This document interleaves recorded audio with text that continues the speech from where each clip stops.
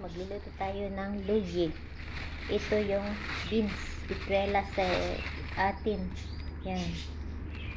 So, per kilo nito is nasa 200,000 lira. 100 pesos ang per kilo. Ay, hindi. 56 pesos ang 100 kilo. Sorry. Ang 1 kilo ay 56 pesos. So, ito ay $2. So, bale, 2 kilo ito. 100 pesos. Pag peso siya. So, tara, linisin natin dito sa labas.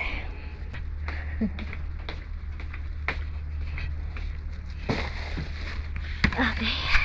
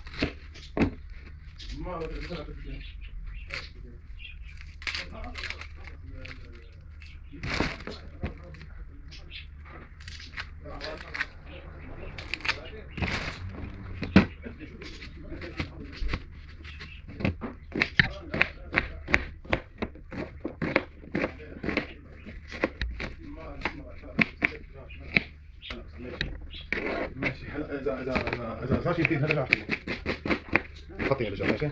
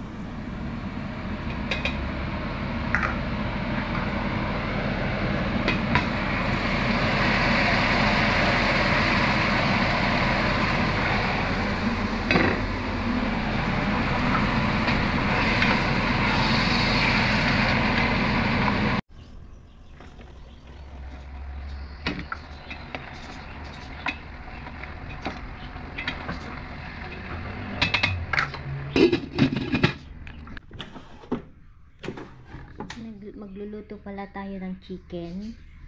Ayan, chicken na may parang ano, nilagyan ko ng soy sauce. Alam nyo yung Filipino style ba na marinate. Okay, legs at saka wings yan. Sa air fryer tayo.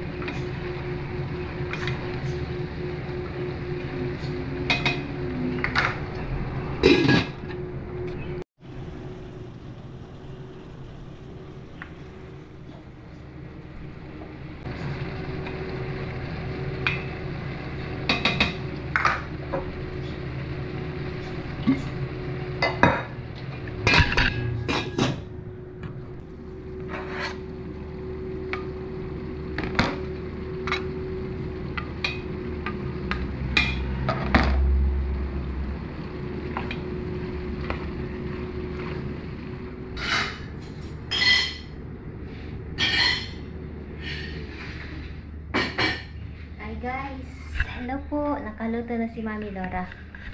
So ayan na po ang ating ulam ngayon. Ito po yung lubye, yung beans siya. Okay, baunin din ni Mr. mamay ay bukas. Niluto ko na para hindi ako magluto mamayang gabi. Ayan, nagbabaon po siya. Ikain niya lang ito sa bread. Tapos yung onion, white onion.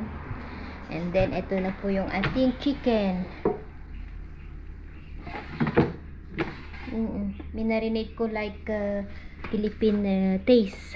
Yung may soy sauce. Kasi usually, yung mga Lebanese, pag magmarinate sila ng chicken, red tomato paste ang nilalagay. Sa akin, soy sauce. And then, yung salad natin, i-mix natin mamaya. Ayan. Mix ang ating salad. Merong kamatis, cucumber, ito yung nana na tinatawag nila mint. Oo, nana tawag nila. And then ito yung porcelain, yung alam nyo yung ngalog-ngalog sa Ilocano. Kinakain ito sa Pilipinas. Ano, baboy. Pagkain. Pero alam nyo, ito maganda sa ating katawan. Ayan. Yung ngalog-ngalog ba sa probinsya, guys? Dito kinakain nila sa Arab country. Tawag nila is bahle. So sa English, porcelain. And then spring onion, kumakain sila, kamatis, alam nyo. And ito yung gerger, yung sa ibang Arab country tinatawag nila itong gerger. Ito ay rokka sa kanila. And then lettuce, at saka ano pa yung nilagay kong salad. Yan, basta mix siya. Okay, waiting ako sa mga bata. Ready na din po ang table natin. Andito na ang mga bata. Tata, I knew it. Hello. Let's see you again. Yes. Hello, Habiba. To yan, wash na your hands. Andyan na naman sila. Mag-check na naman ang food. Wash your hands and the food is ready. Ayan, i-mix na natin ang ating salad. Okay. Ito na pong ating salad. Nakalimutan kong ipakita sa inyo. Nilagyan ko siya ng suma. Yung ano yan. Optional lang ba? Kung gusto nyo kahit wala. May mga Lebanese usually pag may salad sila ganyan ang nilalagay. Olive oil. Salt. And then you charge it. Yeah, put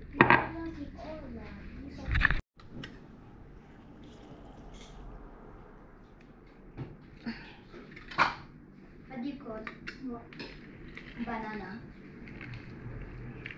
As a gum. Yeah. Pardon? Yeah. I'm just kidding. I just created it. Bro, and in the religion, guess what? You have to open a page.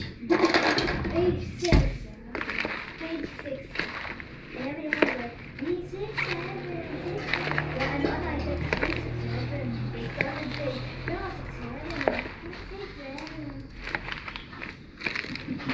6, 7. I'm going to go on mine. No, I did not. No, I said it to you guys. But didn't really start.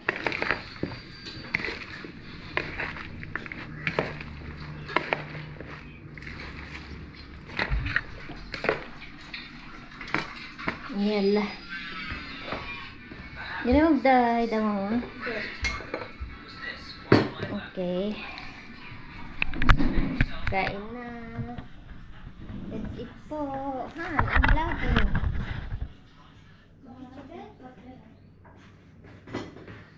Chicken? So, ang ating chicken ala Mami Laura. Ayan. Oh, just what I wanted. Alright. Okay. Yung sauce niya, o nilagyan ko siya ng paper, ano, yung pang bake ba. Wala akong aluminium. So, yan yung nilagay ko. Okay. Yan. Diba?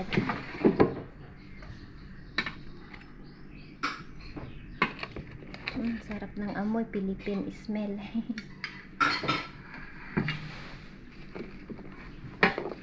Nina locker is now $30. Oh, and then they're removing the lockers in front of the classes now. We have lockers. They put in front of our class. They're removing it. Okay. Yes. Yes. The teacher said, let me put my let me put Remove my the stuff salad. before the teacher takes the spot. Okay, yung kaldero natin, remind me remove of na something. natin. Where I put Put one mo. Yan. Kain na po tayo.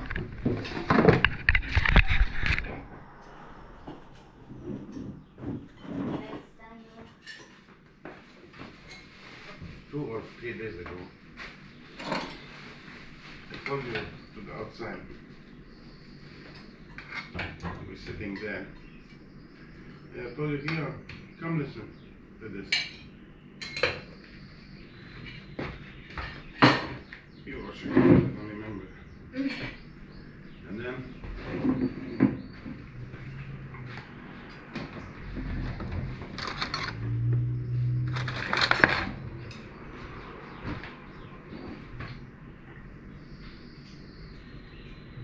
the girl was saying, بس ما ندفع كهرباء قول بابا دقوا لبابا when you remind me now it was who you were saying what? Is all you want money? Tell me that. To me. it was you. When you mentioned the lockers, you remind me of this.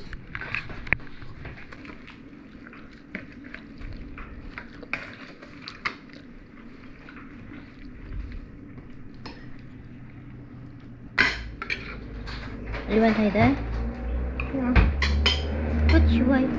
Okay, sure, cartouche. Salad. Salad.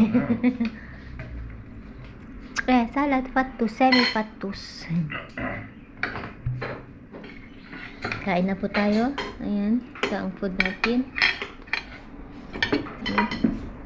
Rice. Siyempre may rice. Yan na yung beans.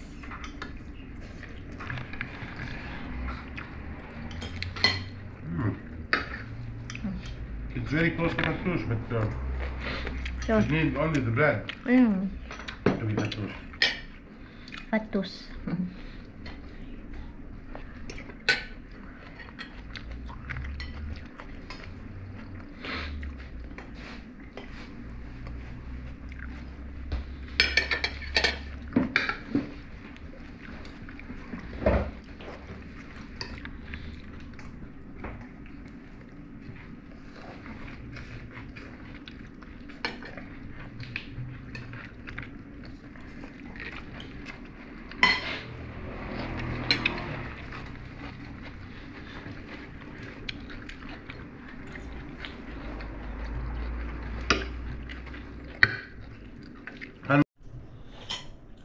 Is that delicious? You like it? Yan yung toast ni Mister. The air fryer, it's from encouraging from Mirna, eh?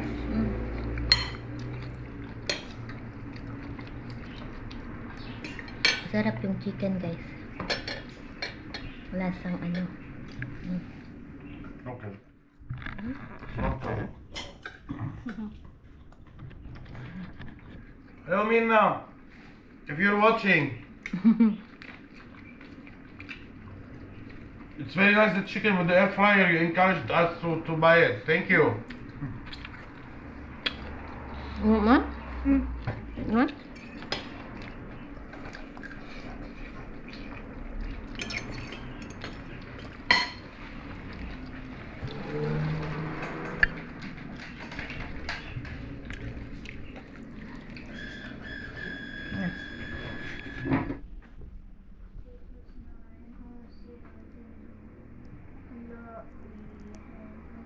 Get the final answer if yan review well, okay? Which one is your mistake? I'm trying to see if I have to drop or I have to add a zero. I have to see if I... Anyway guys, ito ang sandwich ni Bunso ko. Si Cheyenne, mamaya pa daw siya kakain kasi nagre-review siya ng math. May exam po siya. Naku, first ano pa lang, may exam na agad sila. So, ayan. Ito po yung halloum. Cheese po siya. Cow cheese. Tapos, tomato. Ito ang dinner ng bata.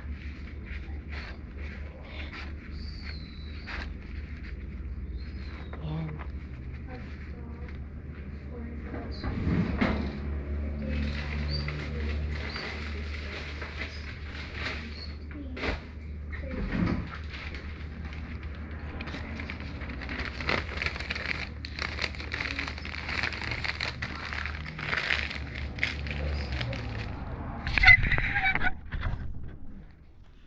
Kuya, Thank you. welcome habibi. Yan, ikit mo. Ito pala yung kubos nila, yung bread, panaka-rice nila ito guys. Japanese bread.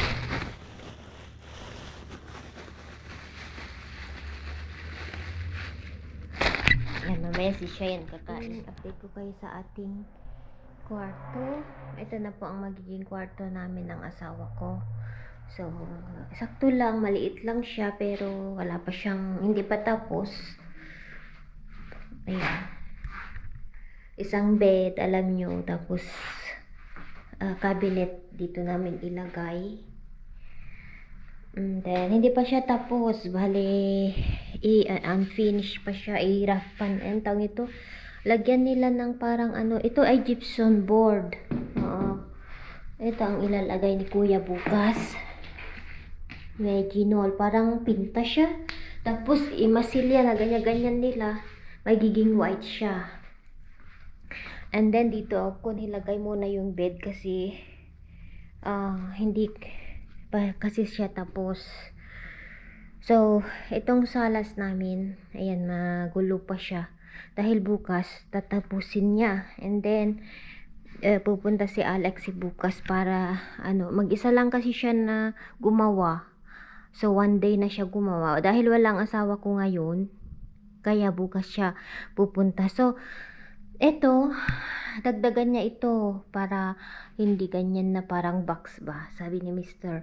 Para daw i-connect niya. Hindi pa siya tapos talaga, i-connect niya ito, yung gypsum board, para close ito up. Ayan, tapos itong entrance, papunta sa salas namin. Ganyan siya. 'Di ba naalala nyo noon, nakalapag lang itong bed namin dito. Kaso, dahil syempre may bisita, ganyan.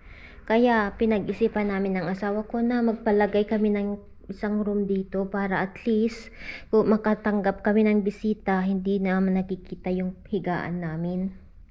Ganyan. So, update ko lang kayo. And ito, hindi na namin ito ilalagay sa loob kasi maliit lang yung space. So, maglalagay kami dito ng asawa ko ng sakto lang na higaan namin with kama.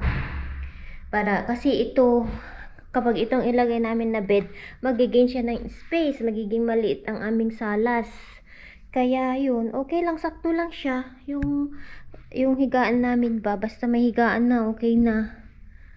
And then, unti-unti namin ipa-ayos ang bahay. Basta may konting saving konti. Tapos, para may makita ba na ipapa-ayos din namin itong salas. Kahit konti-konti lang, aayusin siya. And then, yung kwarto ng mga bata, aayusin din. Pero hindi sabay-sabay. Madali nilang natatapos ang mga like yung mga ganito pag hindi aabutin ng week. Oo, mabilis silang gumawa. Mabilis po silang gumawa, guys. Na ko kasi sa Philippines, per day sila. Meron naman yung kontrata sa paggawa ng mga bahay. Kaya lang, parang, pag may ipapagawa ka, hindi matatapos agad. Maliban na lang kung iparush mo at saka kontrata. Doon kasi is per day. Ito talaga na, binigay lang, ipinasukat lang namin, and binigay na niya yung price. And then, sasabihin niya kung ilang days niya matatapos. Bale, ang niya is 2 to 3 days. Matatapos na siya. Oo. Mag-suggest nga kayo guys kung ano magandang kulay. Ang gusto ko gray. Sa loob sana, gray na part ng isang wall. Tapos, dito sa labas, gray din. Pero sabi ng asawa ko, tignan daw namin. Look, the black on your neck. مش black بس يعني small pimples. Yes, ma'am. You finish your love ko? You got the answer? هلا أنا I tried what daddy told me. Don't إذا try I got